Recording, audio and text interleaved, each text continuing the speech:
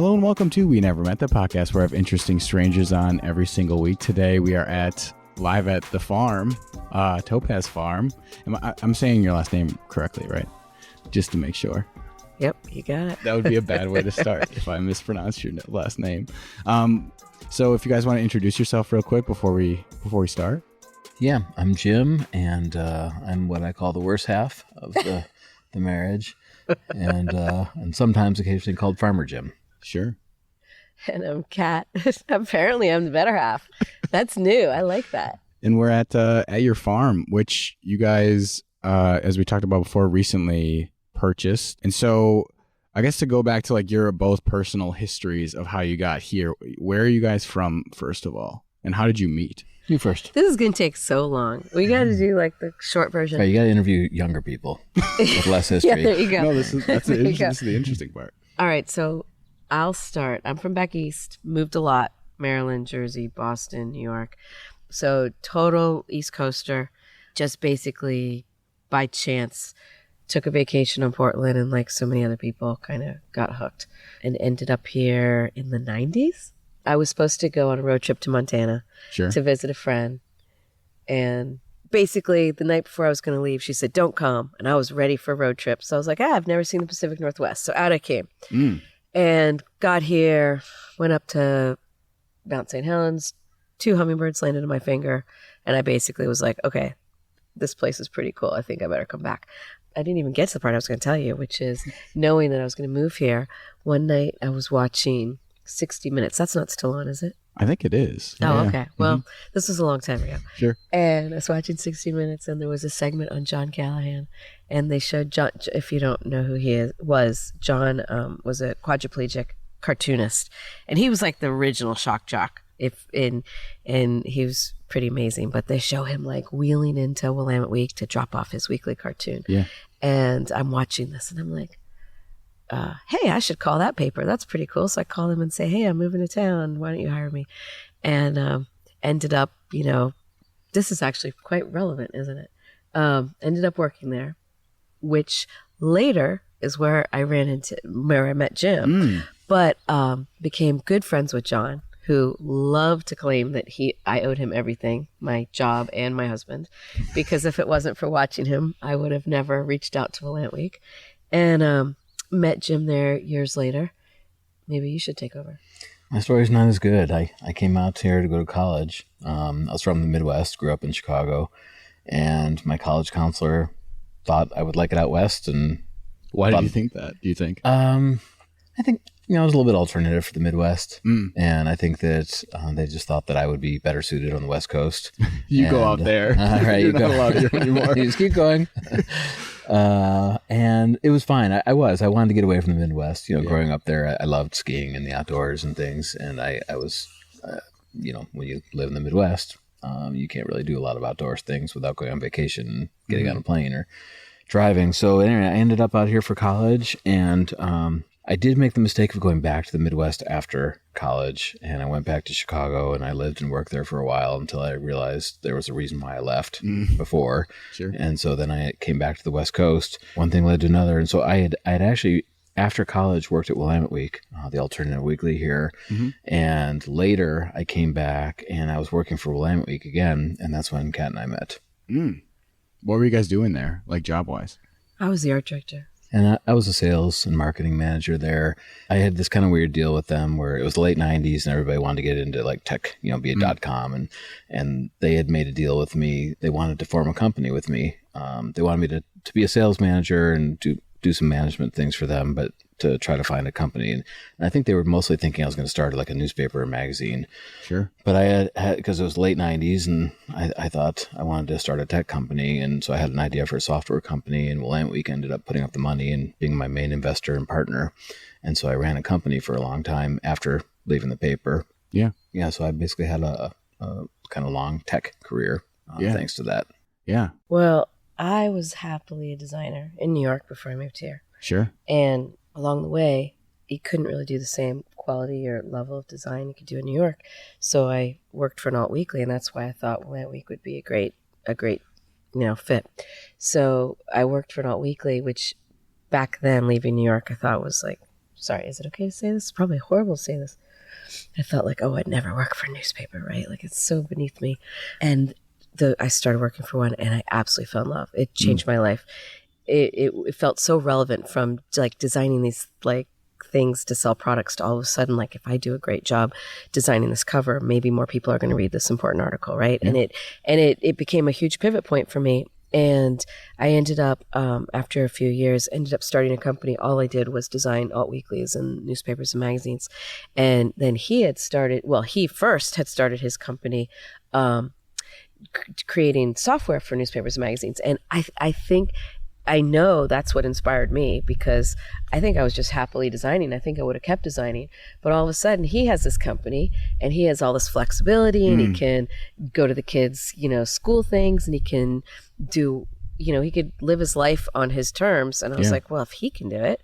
So then I see that. No, but seriously. That dummy can do it. But seriously, remember, this is what started everything, right? Like, I don't think as a regular person I ever thought, oh, I'm going to start a company. It never even crossed my mind. Yeah. And then seeing him go and just like start a company, I was like, well, I can do it. And so I started very, very small. I mean, very small. It was just me designing magazines and newspapers. And then he encouraged me. I remember saying, oh man, there's this one person. She's amazing. I would love it if she, helped me out. And he's like, why don't you ask her? I was like, oh my God. Like, he's like, all she can say is no, and you're in the same boat you're in. And that like basically started me down the path where I started my company after him and loved it. Really loved it. The reason I'm bringing this up is I know you're getting to how we got here. Yeah. And I think a big part of how we got here is just because we've been really open to pivoting. Like, oh, that sounds fun. You want to do that for a while? I used to call Kat an accidental entrepreneur. Like, she just sort of did it and then ended up like being way more successful at it, and even ended up selling her company to a publicly traded company, and like it all just sort of happened to her. It's really funny, actually. She was inspired by you, though. I know. He continues. I have a bunch of good friends that still live in New York, and I think about this often when we get together. Like, they're so, I love them. They're wonderful people. Mm-hmm. This is not meant in any, it's just meant how we're different. Like, they will say, well, if I want to get from point A to point B, this is what I have to do to get there. And sometimes I think, man, why didn't I ever think of that, right? I'm just like going along, and then something happens, and then something happens. Mm-hmm. But it's funny because at the end, y'all end up at point B. Yeah. Your path is just different, right? And so we, like Jim said, had this design firm that I loved, and I would have probably kept designing newspapers and magazines forever. But then our youngest child was born, and she had some medical challenges, and I didn't want to travel. So I decided, well, why don't I turn this business into like an agency, like a Portland agency, like do design work here in Portland. And so it was like the next chapter. A few years later, I had Jason Porath reached out to me, and he had just done this crazy thing called an app that, he had done this app. Do you remember what that first one was? It was on the iTunes app of the year. Was it the Muhammad Ali app? No, we did that together. Or Guns N' Roses? Was it Guns N'? I can't remember. I should know this. What are these apps? Jason, what is the Muhammad Ali app? What is that? Okay, let's back up for a minute. Sorry, if Jason listens to this, I'm going to be so embarrassed. I can't remember what his app of the year was. Anyway, Jason is this great visionary, right? He has amazing ideas, and he wants to do something. He just figures out how to do it, right? And he approached me and he said, because I'm this publication designer, right? Would you help me create some digital publications? Mm-hmm. And he's like, I want to start a company. And I was like, nope, it's okay. I'm happy. I'm fine. He's like, well, just help me with this one. Mm-hmm. So I helped him with this one. And the second I did one, I was like, oh my gosh, this is amazing. I got to do this. And so remember, nobody knew there were going to be smartphones. Nobody knew everything was going to unroll the way it did. But this was right after the iPad came out. So we basically were designing books, or eventually magazines, in this new format. So like on one hand, it was so old school. It was what I had done for decades, right? Mm-hmm. But on the other hand, it was totally new and nobody had gone there. Yeah. So we would like play, and we would make things like, I don't know, we became like a partner to Adobe for a while, and we got to do apps like we did Nike's very first app, right? We did, we didn't get to do Coca-Cola's first app, but we met with them, and we worked with all these like pretty big deal folks. Yeah. But it was like, I like your accidental part. I had never imagined this. We were just playing. And I remember back when apps first started, like everybody, this is so old, but people would do their app landscape and portrait, right? It was the same thing. Yeah. And that eats up both are designed separately and it eats up a lot of space. So I was like, why don't we do like the photos landscape and like the reading horizontal, right? Or we would just play and do these things. But back then, nobody had ever done that before. Sure. Everything was new. So it was super fun. And we knew it was going to be a really, really small window before, of course, everybody could make apps. Right. So pretty soon we were doing it for phones and for whatnot. And then that's what he alluded to is we eventually sold the company. We actually sold it twice. We sold it and then we bought it back. And then we sold it one more time. For good measure. Yeah. And so that actually also led us to here because Jason stayed in tech. I decided we had like a non-compete, unsolicited for 2 years. So during those 2 years, I actually spent the first year just working on our tugboat. Thought like this is a great time to take a break and just have fun before we go back into whatever's going to happen next. I left off the part we bought a tugboat because Jim was always encouraging me. You were always like, you want to do that? Why don't you do that? You want to buy an El Camino? Buy an El Camino. One day, somewhere along the lines, we were all talking about if you could do anything, what could you do? And I said, I'd love to live on a boat again. And so you skipped over the part where you used to live on a Chinese junk. Yeah. What was the first boat that you lived on? When I first moved out here from New York, it's not a big deal to drive into the city. So I've got a Chinese junk in Kalama, and it was like a 30-minute drive into the city. I didn't realize in Portland, you don't do that. Nobody lives that far away. But I'm living on this boat on the Columbia River, and I wake up, and there's like herons and otters and all these things. And I, of course, didn't have a car. I just stood at the train tracks, assuming I would get into the city. Yeah, this is the best part. She just went and stood at some train tracks she saw, assuming there'd be a commuter train that would come pick her up. Coming. Right. Well, I'd seen an Amtrak go by, so I assumed. But this is not East Coast, and there's no trains that stop in Kalama to take you into the city, so I had to buy a car. Yeah. See, I jump into a lot of things without research. Yeah, but it's panned out fine so far. It's panned out fine. So I think that's okay. So do you still have the tugboat? Yes, we do. Where is it now? Not too far away. It's in St. Helens. So yeah, Kat wanted to live on the boat again, and we spent a while kind of thinking about what should it be, and she was in agreement with me. I wanted to find something like old and unique, and an old fire boat, or we ended up finding an old like 1942 steel tugboat. Wow. Actually, this is telling about our relationship. So I did a fair amount of research. I was looking for tugboats, and we determined we wanted to buy a steel one. We had a certain size, and I ended up, back then I was doing a lot of buying and selling on eBay, and I found a tugboat in Long Beach, California for sale. And it was coming up. The auction was going to end soon. Right before the ending of the auction, I was like, Kat, we got to talk about it. We kept on saying we needed to talk about whether this is the one we want to try and make a bid on. Yeah. Well, Kat has a lot of words, and once the words start, sometimes they don't stop. And so I waited till like 5 minutes before the thing, and she just went on this long talking. Wait. Basically, you said, should we get it or not? It seems to have everything on the checklist. And she started talking, and by the time I got her to stop talking, I'd already put in an offer just because I just sort of like as a placeholder. I wasn't sure if I was going to keep it or not. And right when we got to the end, and I think we'd agreed, no, let's not do it. And I go over to my computer to cancel the bid, and it's like, congratulations, you won.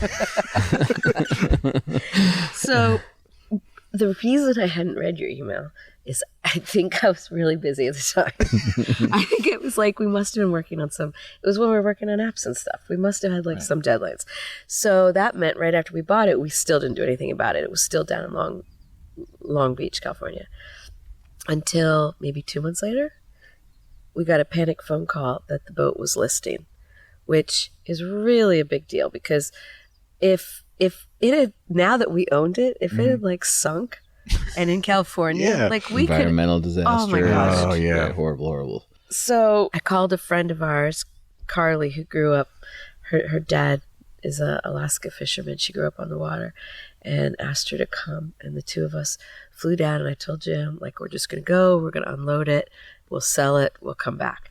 So we went down to check. Two of the backup bidders had contacted me to say, if you change your mind, I'd be glad to buy this. So we were just going to go, check it out, sell it to them, and get home. And it ends up it wasn't. The problem was there was just too much stuff put on one side of the boat, and so it was listing. There was nothing wrong. But, we got down there and we spent the day on the boat. We were cleaning up and we were eating fried chicken and, like, everything was great. Pretty much about after 24 hours, I was like, Jim, I can't get rid of this boat. This is the best boat. Did you drive it back? Well, that would have been nice, but the engine hadn't been running about 15 years. It needed a bunch of work. And there's not a whole lot of people that know how to do work on an Atlas. Yeah, it's Atlas Imperial engine. It was a huge, notorious diesel engine. This boat was built to go to Normandy. Just to give you a little history. Sure. It weighed, oh my gosh, what did it weigh when the engine was in it? Do you remember? I think it's 40 tons. I think it was 48. It was 48 tons. That's right. Yep, it was 48 tons. So then the work began, and a friend of Carly's was able to go down there who really does know boat engines, and he worked tirelessly to get her running. And because we looked into towing her up, because we were just going to live on her. We were actually going to take the engine out, and it was so expensive to get her up here that we needed to get her up under her own power. So we got her running, we got her up here, and she lived initially in Swan Island. We did do the Astoria to Portland ride. That was Super pretty easy, epic. safe ride. But the treacherous ocean going part was done by a small crew. By the guy Larry who did the work, and a couple friends of his brought it up. And then we went out to Astoria and rode in with them. Wow. So then we started doing the work inside. And okay, so we wanted to take out the engine. So we literally, like, with my brother, right? Or was it Larry? I don't know. So one of them used a welding torch to basically open it up like a tin can. And we had the boat brought by another tug to Schnitzer Steel, where they use this crazy device to, like, lift it to pull the engine out of the boat. But the engine is 20 tons. So the big question was, when you pull it out, was the whole boat going to flip? Right. So we had filled the sponson with water. We had done all these different things to hopefully ensure that we weren't going to lose everything that day. And it was amazing. It was, like, really incredible to be there. Like, all these things, like, who gets to see, like, an engine come out of a boat and all this stuff. So it was a pretty cool adventure. Because a tugboat is basically all engine. Sure. It's just all power. It's right. Like, it's not meant to bring a crew and an engine. That's it. And there are people that collect Atlas engines, and we found one who was willing to pay for all the work to be done in return for the engine. So he has it. He has a museum of Atlas, and then we have this shell that we were going to live in. And we basically were working on it for quite a long time, and then had this break. So my brother and I were, like, spending a bunch of time getting it all ready, and we got to the point, I like to say, we got to the point where we're about to put it now, like, back together. Like, we're about to put, like, the kitchen in and the bedroom in. Like, we had got it all ready. And that was pretty much about the time that we decided to buy the farm. And so everything kind of slowed down again. Yeah. Or stopped. So there's a half-complete tugboat sitting in St. Helens, Oregon. It Which looks really cool on the outside, but is very rough on the inside. We Wow. will finish it. We thought maybe we could finish it in the off season, but there's not really such a thing. So it's going to be a few years before we have the bandwidth to be able to go back and finish the boat. Yeah, but it's an option, though. You always have the tugboat option if you ever need it. I don't think I've ever told you this, but I actually figured part of the reason you were willing to buy the farm was because you didn't really want to live on the tugboat. Just to Distract her with the farm. Yeah. Hey, look over here.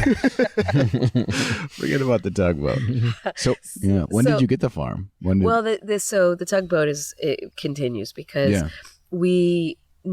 Jim. It's related. Yeah, I think you basically made an announcement that you were like, I'm cool with living on the tugboat, but I don't want to leave Sauvie Island. I think that was basically the pivot, right?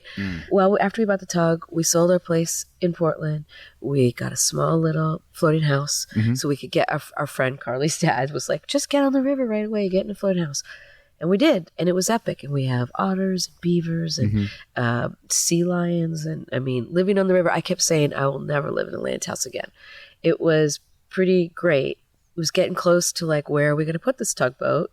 And that's when you were like, I really like Sauvie Island.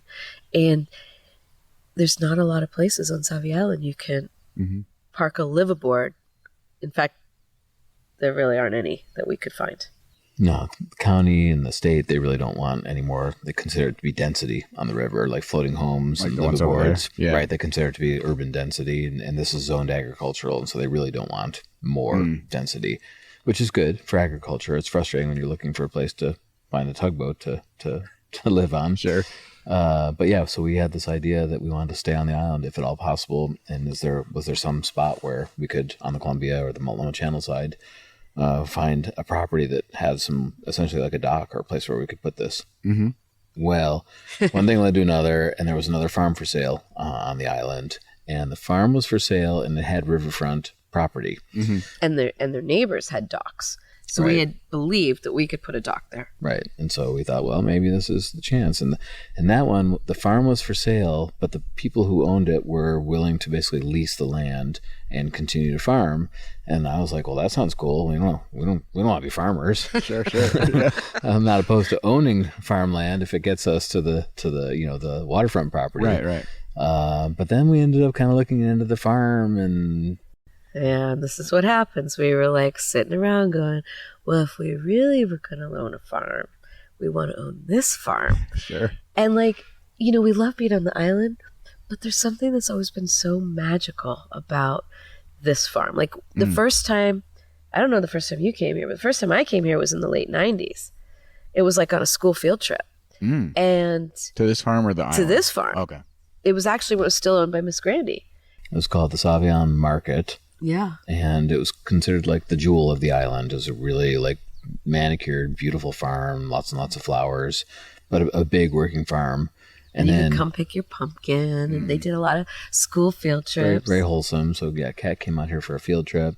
Later we came out here for like pumpkin picking, Sure. pumpkin patches, and summer concerts when it was under the last owner, which was called Kruger's Farm. And wait, I should say, we went plenty to the pumpkin patch and we have amazing memories growing up with our kids going there and picking pumpkins and being on the cow train and doing all those things.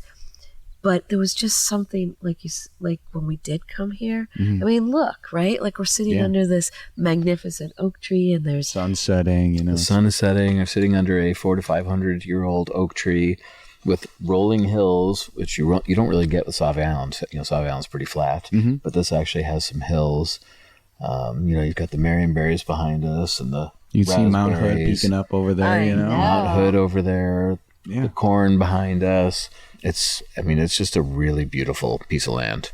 So we're doing this thing that we do, and we're saying how if we ever, this would be the farm. And so now we're not even thinking about the tugboat. We're starting to be like, think, isn't this pretty magical?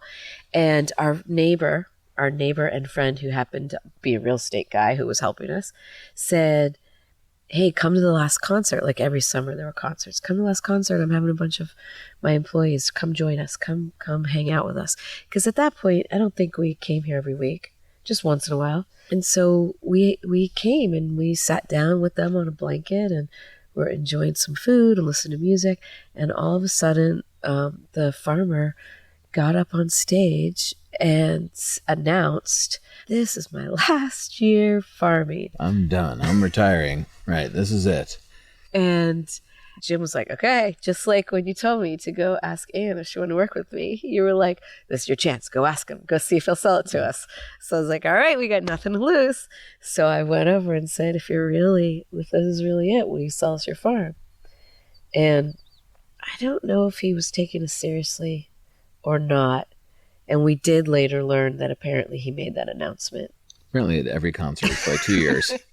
He's really a showman for that, Right. We thought it was this like serendipitous moment. Yeah. Where Right. the one concert we had gone to in a while was the one where he announced his retirement. Right. And that we just got it at just the right time. We were there. Yeah. But it ends up every single week he was telling hundreds of people, Yeah. Yep. I'm done, I'm retiring. And But we didn't know that yet. So we went forward with a lot of back and forth.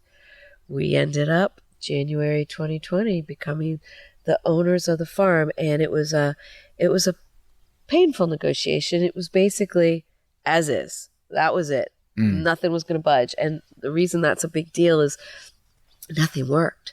There wasn't a single tractor that worked. Big parts of the farm hadn't been taken care of for a while. And so it was he really was burned out in the end. He had done it for 20 years. And I got to say, given the amount of work that we do, I can understand burning out. But yeah, at the end, he was really growing hemp, and there was a cannabis grow, and there was some leftover berries, but that was it. He had pretty much So we got here. burned out. Yeah, so we got here, and like before we even could do farming, we just had to do cleanup. And so we started doing cleanup. I don't even know how we got from there to here. I don't even know. It's all a blur. Because like not having farming backgrounds, like how did you guys know what you wanted to even do? Like with the, because there's tons of options. Maybe we still might not know. Right? We're still dabbling. Well, so the one thing I think's true about us is we don't ever act like we know. Like we know we don't know. And so we're all about talking to as many folks and as many experts and learning from as many people that are willing to help us. Sure. And so we didn't come in here like people ask us. We literally were like, we just started cleaning. We just started trying to get old vehicles off the farm. We started doing things that we had under our head, we knew. And then a bunch of farmers helped us. Like the first farmer I think that came were the Kunkles, right? Dave and Diane, they own Columbia Farms, and they do amazing berries. Everybody knows they do amazing berries. And I think it was like a friend of ours was a friend of their daughter's and said, oh, you should call. And we called, and they was like, sure, we'll walk the farm with you. And they walked, and they were like, they would say things that probably would mean more to us now. But at the time, like, oh, these are no good. Oh, these can be okay. And they walked through what berries and like where we should spend energy. And they gave us enough pieces, like we retained enough pieces that we're like, okay, like let's get going with this. And then we walked the property with Bob and Carrie Egger. They own the pumpkin patch, and they gave us some nuggets. And then you met Brian. Yeah, Brian, who owns Sauvie Island Organics, who's a very skilled organic farmer next door, and we knew we wanted to do organic farming. Yeah. And he was really a great resource. And by then we had matched up with a mechanic who was providing some guidance. We had hired some people to work on the berries, who basically field workers with like 20 years experience working on farms in the area. So we basically just dove in. Yeah. We dove in without, again, knowing how to get from A to B. We just started. But we had this, false sense of confidence from being former business, owners, sort of entrepreneurs, that we could do it. We figured, this is not disparaging to farmers, but we figured like we can learn this somehow. It may take us a really long time. I mean, they learned it somehow. They learned it, right? So. Right. We should be able to figure this out. And we knew it would take a long time, and I think it's going to take longer than we expected. But right, people all around the world for thousands and thousands of years have been farming, and surely we can, get better at it. Yeah. And it's really amazing that none of them laughed in our faces, because like I think about some of the questions I asked and some of like how clearly over our heads we were. But I remember one day, I think we were talking about how farmers text each other at 5 in the morning. I texted AJ Fazio. So the Fazios live at the other end of the island, and they farm a lot. They farm a few things, but they grow a lot of the potatoes for Tim's potato chips. And so they have a really big operation. I remember texting AJ at 5 in the morning one morning saying, did I even know what a strawberry cultivator was? I think I was asking, do you know where I can get one? How can we make our strawberry fields better? Yeah. And what's wrong with our strawberry fields? He said, you need a strawberry cultivator. Because we weren't using any pesticides at all, because we're still not. We didn't realize that we had to spend so much time hoeing or cultivating or finger weeding or doing all these things to... we just thought, we want to grow things healthy and we don't want to spray. Just plant we live here, we work here, we eat the food. We don't want to use chemicals. Let's do things organically. We basically, I would tell everybody, if we had sold our strawberries last year for $20 a pint, we still wouldn't have made the money back of what it cost us just to hoe the berries. And so we're learning that if we're going to do everything organically, we have to figure out how do you do it without the weeds overtaking whatever's growing. Sure. So anyway, the point of this was I texted AJ, and he's like, I don't know, but we have one you could borrow. And then a few days later, he was like, we only use it like once a year. You can have it. And that was one of those moments where you're like, oh my gosh, like these aren't just people that will take an hour to walk the farm with us. Like they're giving us equipment. Yeah. And it's just been everything that we liked about the island community to begin with. amplified. Like what we were planting our corn maze last year. Our equipment, like I said, didn't work. A lot of our equipment didn't work, and we realized this was too big of a deal to mess up. It was the first time we asked somebody else to come plant. We asked another neighbor, Nick Schillereff, if he would come over and use his tractor and plant our corn maze for us. And so when he showed up, he's like asking these questions that apparently are very normal questions, like how many seeds per acre would you like? And I'm literally sitting there going, hold on one second. And I went and I called Bob over at the pumpkin patch. And I'm like, Bob, hey. And so we're about to plant our corn maze. How many seeds per inch, per acre or whatever. And Bob has been like a huge, I've asked him everything. We've kind of divided. And so I tend to ask Bob a lot of questions. Like we divide what we do. Jim does most of the tractor work. I do more like planning what crop goes in what fields and what, so they rotate and whatnot. So I called Bob and he walked me through. It was like he literally held my hand and walked me through. This is what some people do. This is what other people do. This is what I do. And he gave me all these options to kind of let me make up my own mind, but gave me the guidance. And so he's like, well, I cross plant and I do this many. And then I was like, okay, what's cross planting? We passed on the info to Nick and we grew the corn maze and it worked out. Yeah. The corn mazes are incredibly cool. Where did that idea come from to make like the aerial picture? And how do you even plan that? Do you draw it out? That was kind of fun too. Well, it was kind of stressful because all these folks, like all these things you never think about, right? Right. People spend a lot of effort trying to figure out what your theme is or what your art is. And we were overwhelmed because, this was a hard year. Forget us, like the pandemic, the fires, Portland. It was a really hard year. And I know a lot of folks wanted to do like frontline workers or come together. And we were like, this is really stressful. How do you pick one thing? And so in the end, we said, wait a minute. When people come out here, I think one of the things that's fun about the farm is that you get a break. You come out here and you hang out with the animals and you have some good food and maybe, just maybe, you go home feeling a tiny bit recharged. So we were like, maybe that's what we should stick with. So we decided at the time, our youngest goat, Maybe Bob, he's the one that's on some of the shirts. Yeah. We were like, let's make it Maybe Bob's face. And so it just kind of came from like us being totally overwhelmed and not knowing what to do. So actually, if I can fast forward to this year. So this year, it happened all over again. We're really lucky that there's this guy, Peter Rockwell. Peter has been designing and helping build the maze on this farm for 20 years. And he approached us and said, if you're willing, I'd love to do it. And he does it old school. He like stakes out every 100 feet on the maze, uses graph paper, takes the drawing, and he basically draws using lime on the ground. Jeez. Go through with a rototiller. You take out the corn. You like we plant the whole thing and then take out the corn. And we gave him a bunch of helpers, and he just started like every morning for days, if not weeks, building this maze that we had come up with. We worked with him to come up with the design for. So this year, it started again. He came and he's like, what should the maze be this year? And it was like, we've had a whole year to think about this. And it's like overwhelming, Yeah. And so he threw out a couple ideas. And one of his ideas was, what if we work with a design of a local artist? And it was like, brilliant. Yeah. So we reached out to Aaron Joplin. And Aaron is a local designer he's just great. We've crossed paths like professionally twice, and he has this charisma, and he has just like this, I don't know how to describe him.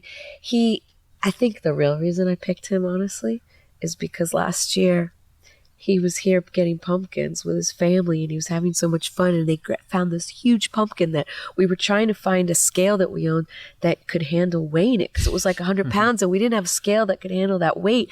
And just to be around him and his family and see them having so much fun and enjoying being here, I think it was like natural. That was the first person that I thought of, because he's super talented and he just seems like he loved the farm. Yeah. So called him.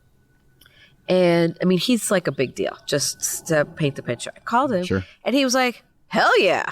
Like, didn't even think about it. And I was like, okay, but I got to know if I can afford you. And he's like, nah, just do something nice for somebody else. And like, that's literally feels like what we've encountered every step of the farm, where people have been so incredibly generous. It just, I think, sums up the entire experience, right? There's a community of people who've been so helpful to us, and without asking for anything in return, other than maybe, pay it forward kind of mentality. That's been hugely lucky for us. Yeah. It's crazy. Like, I can't really think about it for too long or else I start crying, because like we not only survived this, I mean, we bought the farm and then COVID, And the right? toughest part of probably, I don't know, 20, 30, 40 years of history, So we get this farm, everything turns out the way it did. Yeah. And yet I don't think it could have gone better. We have families. We had families last year that would come every single week, and they would tell us stories like, this is like, our kids look forward to this every week. It's a place where they can run around, act like kids. They can see the animals. They can have a slice of normalcy before you have to go back and navigate everything, Yeah. It was kind of overwhelming, like how many people would tell us just incredible stories of what the farm meant to them. And it always felt like, this is gonna, I don't know, I don't want to get too weird on you, but it feels like a gift to be here. Like, it feels like this is just ours at this moment. Like, obviously the farm's going to go on. It's going to have lots of owners. It's going to have lots of people. We're lucky enough that we get to have it at this moment. And there's like, we didn't think of any of these things before we bought it. Right. But one of the most special parts is like sharing it. And when people come and tell us like these great things, or we see them come week after week, like, it just makes you so happy.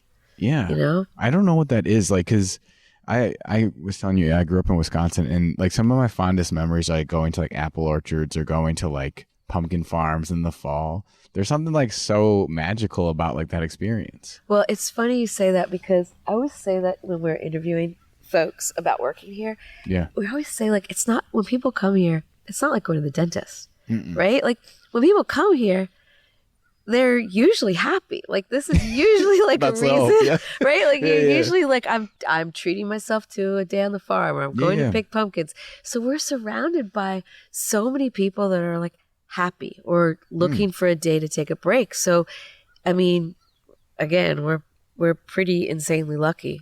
Yeah. Your employees are very happy, by the way, too. I came here before I talked to you guys, and they're also very happy people. They're very helpful and nice. So we're pretty lucky. That was the other thing, that when we were getting ready to start hiring, as former business owners, we were like, how on earth are we going to find part-time seasonal workers that we can't pay very well? Like, this is going to be really hard. And because of COVID, we were shocked that the very first person that approached us had a PhD and lived in Washington, D.C. And she approached us long distance and said, like, I'm going to take a break because all this craziness. I'd love to come and work for free on your farm. I'd love to be like a woofer if you can give me a place to live. Like, that was the first person that reached out. And, that was okay. Thought that was just one kind of unique thing. And then we started interviewing, and we had like, I remember the next woman that was like was she a dev or a designer? I'm thinking of a sort of web developer. And she's like, I just want to be outside, and this will just be fun. And then we kept getting like a school bus driver or especially last year with COVID. So we got surrounded by just like people that wanted to be here. Yeah. Of course, we knew a lot of them wouldn't be able to come back this year, but probably 75% of our staff was here last year. Yeah. We got lucky. And so we've had a lot of support by a lot of people. Yeah.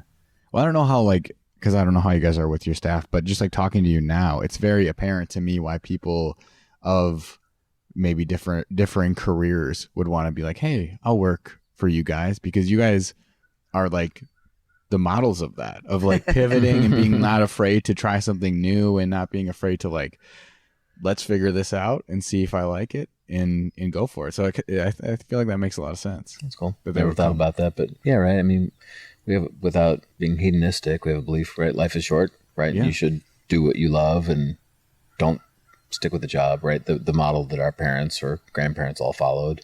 Yeah. I don't know about you, but I saw in my own life and family that didn't really seem like that rewarding of a No. long-term No. thing. And I think, we've just tried to, like I said, without, you could do that in a destructive or self-destructive way, or you could do it in a productive way. And I think that we've kind of taken that, right, we're only here once, Yeah. as far as we know. And we might as well be happy and try to make a difference and Yeah. be contributors to society. Yeah. And try a bunch of things, because you never know. You never know what you're going to like until you do it. Which, by the way, was this because when you think about doing something, it's so much different than obviously doing it. So like when you got the farm and like they turned over the keys to you, were you still very optimistic about like this is going to be, we can figure this out, or were you just like, oh? No, we were way more optimistic because we had no idea what we were in for, right? It was year 2 that I got scared, because then I at least knew just how many things can go wrong. You got and just scared? how little we know.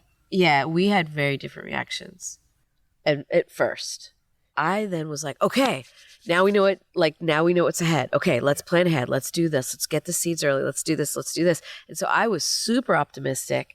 And then things started going wrong, It's like the little bit of knowledge made it worse almost, because there was nothing to hide behind anymore of like, right. We know a little bit too much now. Yeah. Last year we had, nobody would fault us. We were so new. Yeah. We didn't know what we were doing. And we got pretty lucky. Like we sort of set, right, a lot of things grew and did well. Like there was a certain bar we had already, it would have been better if first year it was like catastrophic failure, because then we could like still have another practice year. But like, we had done some things well, and so we didn't want to fail. What did we do well last year? I'm just still curious. here. You're still here. So, I mean, something. People are coming. Well, I guess our pumpkins grew well. Well, we figured out, not that we're experts, but we figured out how to run a store, how to run a grill, how to run a bar. That's not farming. So you're talking about business. Farm to plate. So we figured out all these, because this is like 5 businesses in one. So we figured out how to do these things, which we had no experience doing. We had no retail. But that's the most painful thing, I think, of all of this. Yes, everything could have been better, but we did grow corn. We did grow berries. We had a really successful, huge pumpkin patch. We sold like 35,000 pumpkins. Wow. The corn maze was a tremendous success. There were things that we, it wasn't, sure, we could have done everything more efficiently and better. Yeah. We have I'm realizing now, we're just looking at it differently, because I'm thinking like the garlic was a disaster. Like, I'm thinking about like specifically farming things and like being excited to try them again. I think it's like being a publication designer, right? The best thing about being a publication designer is like you get to do it again the next month, right? Or you get to do it the next quarter, and you get to always each time try to do it better. I think that's what's so fun about the farm part. It's like, okay, now I know we're going to have more phosphorus, or we're going to have more nitrogen, or we're going to do this, we're going to do that. And then I think what was been really hard this year is I think like I've pre-thought everything. It's going to work.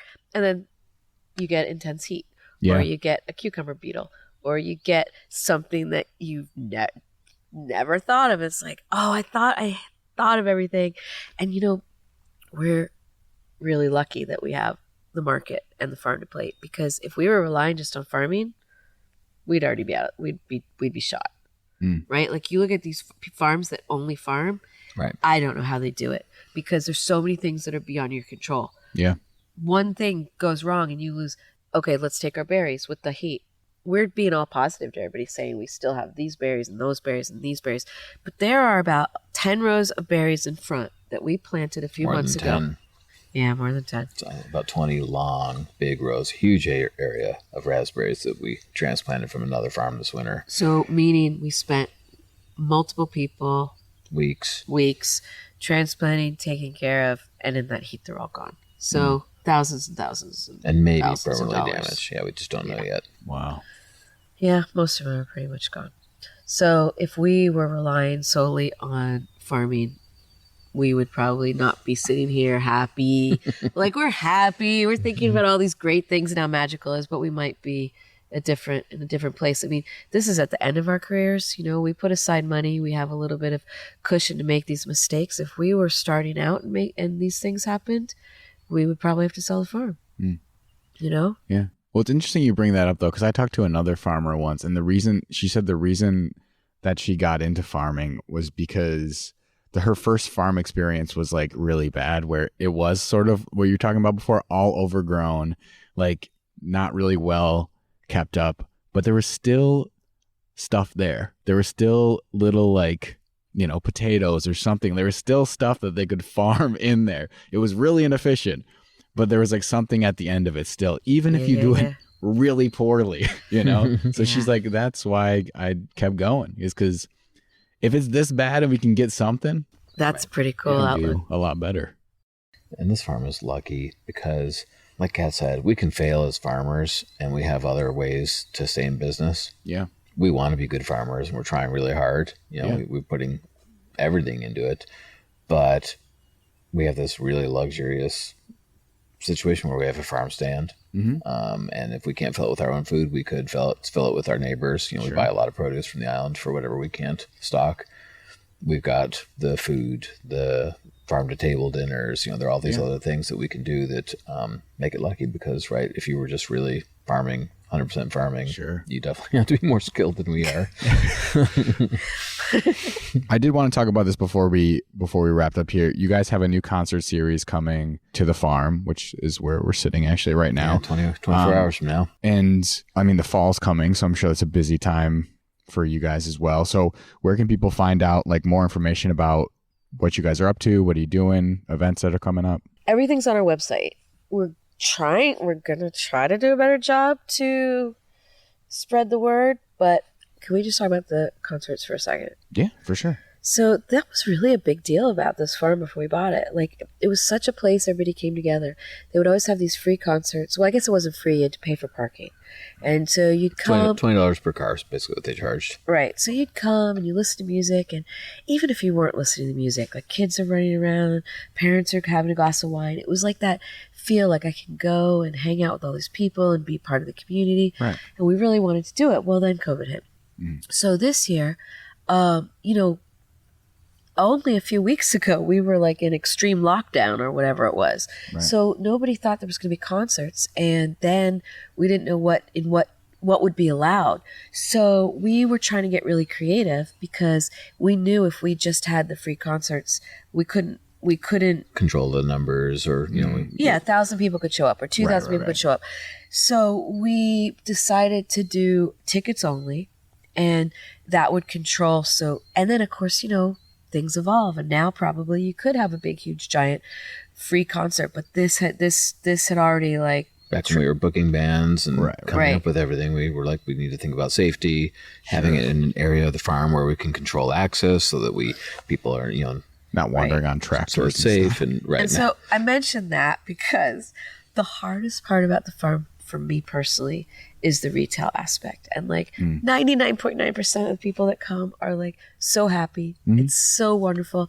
But like sometimes people will say something or write something or post something, and it's really, really hard. Like, it's really hard. And we got one of those this morning where someone was just like, why are you charging? Why don't you have free concerts? And why don't you have it so kids can come and dance and have a good time? And it's going to cost too much money to come. And it was just like, it just was so hard to read because, you know. It's their bad day, though, that they're pushing on you. That might be, but it was so hard because, like, we're, you know, like, I don't know, every once in a while, somebody will come in and they'll just complain about something. And I don't know. I now think everybody should be mandatory, have to do retail for a year when they're in their 20s. Sure. Yeah. So like military conscription, it should be retail. Right, mandatory retail, because it's hard. Like, I see so many of our employees that are so good at letting stuff roll off and not get to them. Yeah. And I swear I get wounded every time. I just get shocked, and it's so hard. Yeah. Yeah. Yeah, there needs to be some work program like that. I'm going back to the field. It's way easier to be out in the field. Yeah. Those are my first jobs, were retail jobs, you know, when you're growing up, and you realize fast that I mean, I don't think I've ever been like that to people, but you definitely don't want to be like that to people because it really ruins your day. You know, when people just come in and just are just one of the more interesting things is when we work in the store and we don't necessarily identify that we're the owners. We just are working. Oh, this is it funny. Needs to be done. I know what you're gonna say. And people treat you like crap. You know, they're Undercover just so boss rude sort to of you, thing, right? And you know, and somehow and try to work it in. Oh yeah, well, my wife and I own it. And there's this immediate. There's like the people who are the really rude ones. They'll make this noise. Ooh, they like get all excited, and they're so nice. Wow. And right, it's just so interesting to see the difference how the public, in retail can treat you when they think you're just the lowly hourly employee versus the owner. Yeah, we laugh, but that kind of bums me out. Yeah, it is sad. Yeah. But to get back to your question.